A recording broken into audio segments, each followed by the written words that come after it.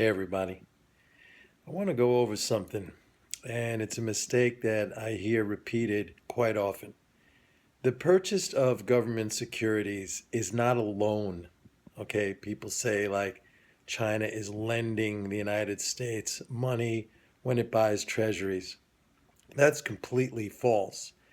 First, understand that the sale of government securities in it by itself is just a reserve drain operation. Okay, it functions to sustain some level of reserves in the banking system that would be consistent with where the central bank's interest rate target is. Okay, it's a reserve drain operation.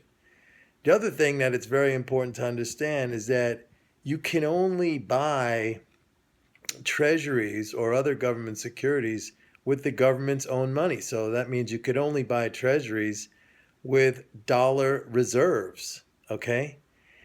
And the third thing is this: before you do a reserve drain, you have to do a reserve add, right?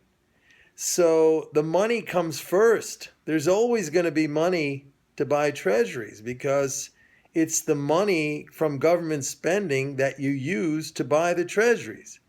Think of a swimming pool. You can't drain a swimming pool if there's nothing in it. You first have to fill it up.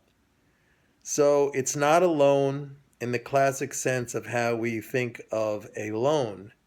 Okay, now if the government of the United States or some other government was borrowing in a foreign currency, yeah, that would be a loan. It doesn't have that. It needs to pay that back, and it needs to have that foreign currency or gold in order to pay it back.